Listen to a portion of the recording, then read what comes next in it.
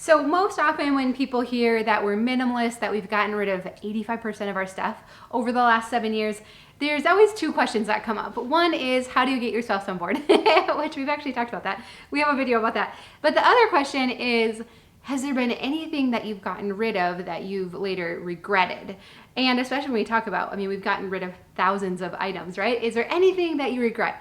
And I've always said, you've probably heard me talk about it, there's just two things, a pair of black pants and a camera charger. And in total, it added up to be like $34 worth of stuff. I did a video about it, I think about a year ago, last summer.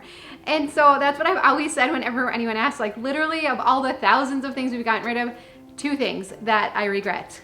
Do you know what's so funny? I found the pair of black pants over the weekend.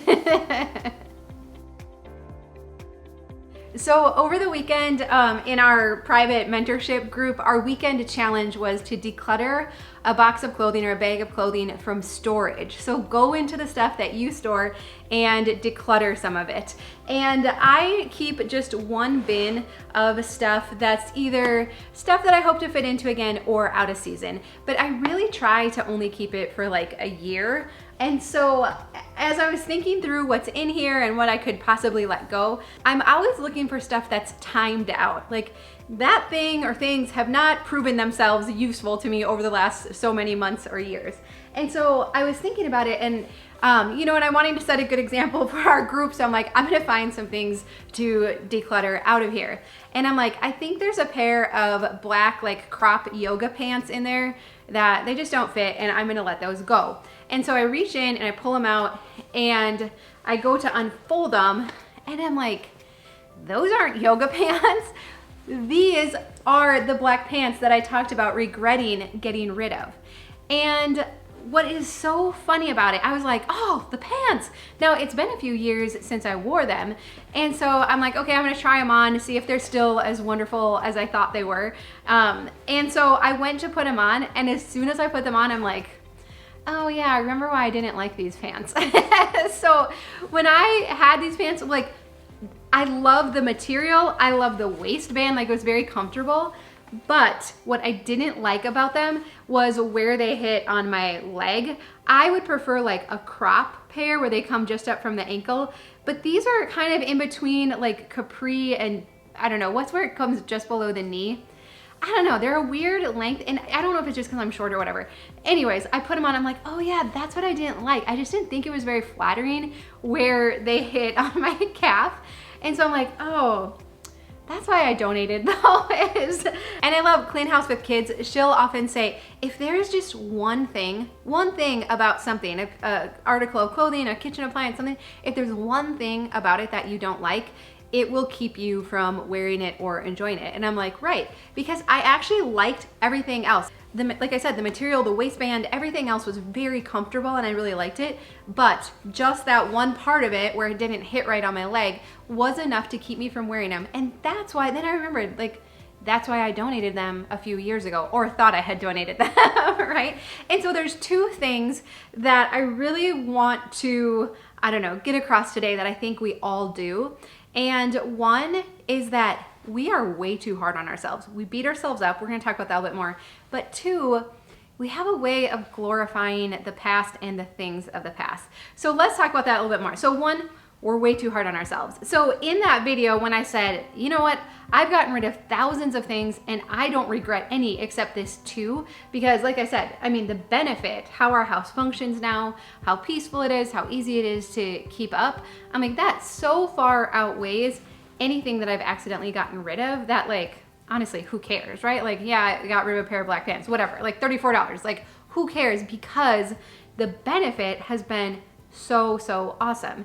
And there's probably been other things along the way that I've gotten rid of that like we could have used, right? Like there is a possibility that we could have, but I've been able to look at that and even, I don't even know if you'd call it a mistake, right? Any mistakes that I had made in decluttering, I just look back on that like, that is just par for the course, right? Like no one comes along into my house, into my specific situation and says, okay, keep that, let that go. We are all having to navigate this on our own, and we take bits of information from other people and other places, and we're like, we observe other people, we're like, okay, like Joshua Becker makes this minimalism thing sound pretty good. This is what he's gotten rid of and decluttered and doesn't keep. Okay, this person, you know, I adore Clean House with Kids. Like if you don't follow her on Instagram, I'm like, woo, she goes really far with the kids stuff. Like their playroom and their kids' bedrooms, I'm like, I love that. Okay, let's try that out in our house, right? And so we are all making the best decisions that we can with the information that we have right now.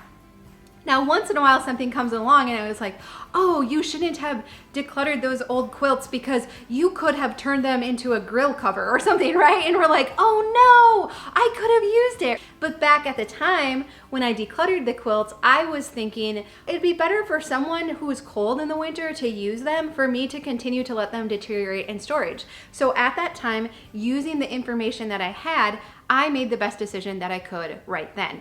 And so that's why I know for so many of us, the default is to be like, I made a mistake, I screwed up, it's all me, right? And we do that all the time. Similarly, I talked about this just recently in the video about, you know, how our clutter talks to us, and, you know, when we kind of revisited the silent to-do list, like if I buy a product and it doesn't live up to it, I'm like, well, there's clearly something wrong with me, right? And it's like, no, maybe the product just didn't live up to it.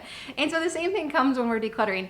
We're just doing the best we can with the information that we have right now. And there are no guarantees. And so we do have to accept that there is some risk involved in this process. But if I can just say, it's okay. If you have gotten rid of something that maybe you could have used, I forgive you. It happens to all of us and no one is holding against you. I mean, I know maybe there's someone in our household that's like, hey, we could have used that. If we can just let that go, if we can push that aside and say, you know what though, my intentions are to create a safe and peaceful home for myself and for my family, and I only have good intentions when it comes to this, and being willing to let ourselves off the hook, I think it's gonna make this process go a whole lot easier. Because like I was saying, and I interrupted myself, was in that video when I talked about the things I regret, I saw the comments like from some of you who are like, oh no, I got rid of this, like I wish I hadn't got rid of that, like I wish there was only 2 things that I regret. And that leads us into the second thing, is which we have a way of glorifying the things of the past. I was certain these black pants were gonna, if I could somehow get them back, would have solved they would have just filled in that hole in my wardrobe, right? And I wouldn't have to go out and look for a different pair. I wouldn't have to waste the money, replace them. And I built them up to be something that they weren't, because they weren't actually that when I came back and put them on again. And so our brains have this way of things from the past of being like, oh no, it was the perfect thing. And if we can stop ourselves and think back and say, no, you know what, it must not have been, because I don't actually make a habit of decluttering things that are perfect and that I love and that work really well. You know, I wouldn't have decluttered these 3 years ago if they were everything that I wanted them to be in a pair of black crop pants, you know? But it's easy once they're gone to be like, oh, they were perfect. Oh, I love the material. They washed up so easy. They were so easy to wear, right? And so I think if we can recognize this about ourselves, that it is just a very natural inclination to do this, to glorify from the things from the past, that then we can stop beating ourselves up. And again, we don't have to be so hard on ourselves about this. And let's just circle back to this idea of stuff timing out. Again, because I'm very frugal, I don't want to be wasteful, I don't like getting rid of useful things or something I could use in the future.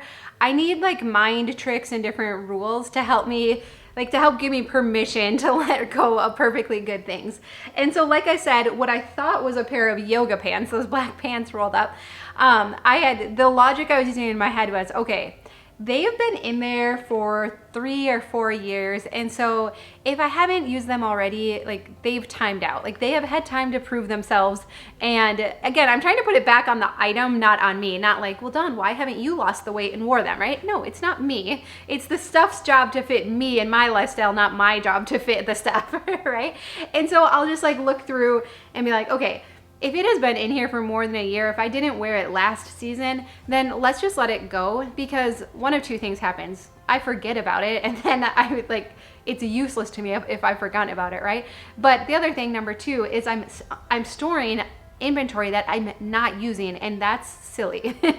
But again, using that filter of like, okay, if I have not used it, worn it, come and looked for it in the last couple years, like it's timed itself out, because that's how I keep stuff in its proper perspective in my home. Stuff is meant to be used, it's meant to enhance my life, not the other way around. It's not meant to be a burden to me or to cause me stress, right? But the biggest reason I wanted to talk about this today is because I don't want this kind of stuff to derail us and to keep us from moving forward. A couple weeks ago, I shared that interview with Dr. John Deloney, and he went as far as to say the clutter in our homes actually makes us feel unsafe. And doesn't that put new weight on this process of decluttering and show how incredibly important it is for us to keep pushing forward with decluttering our home so that it truly can be a safe and a peaceful place to be. And again, along with that, if we're saying I'm promoting creating a safe place for my family to come home to over the possible mistakes that I make, again, then it's giving ourselves the grace to make mistakes. And I want you to also feel that so that you're encouraged to go further than you think, because I think when I talk to most of all of us, that the line, like where we get to the point of having like a really easy to manage home is actually much further simplified than what we might originally think. And so especially if you're still in the more beginning stages, anything that you're not sure about, like that stuff needs to go because you get down here as you get closer and you're like, oh, darn it. I'm getting rid of perfectly good stuff that I do actually use, right? Just because I don't want to have to manage so much. So in this in between, like the stuff that's kind of questionable, you're not sure about, like all of that has to go. Really, if I can be completely honest with you, to get to a point to have a home that is super easy to manage and that is safe and peaceful, I mean, the only stuff that makes the cut anymore is we have to use it like almost every day, and I like it and it's very useful and it's not too much of a pain to manage. And so there is so much stuff that you're gonna need to get rid of in between there, and I want you to have the confidence to keep moving forward and to keep doing it. Again, even if it means that there might be some mistakes made along the way. So, what would be cool today? If you feel like you have made a mistake when it comes to decluttering, would you leave a comment down below? And then we can just tell you like, it's okay. We don't hold that against you. It happens to all of us. Anytime we're doing something that's meaningful and important, there are gonna be opportunities for us to get hung up or derailed. And so let's just look at that as par for the course. It's just all part of the process. There is some risk involved, but ultimately, the only wrong thing that we could do right now is to stop and to say, I don't trust myself, or I'm too worried about mistakes, and then not keep moving forward. That's the only mistake that we could make right now. So keep moving forward because it is so good. Like, it is just so nice having a simplified home and bringing up a family in our house. Like, it is just so good, and I feel like it just keeps getting better and better. And so I want that for you so much. All right, well, I'm gonna link to that video down below where we did talk about like the messages our stuff sends us and revisiting the silent to-do list, because I think that is so huge with shifting our mindset. And then I also did a video last week of how you can declutter your kitchen in 15 minutes by using predetermined categories.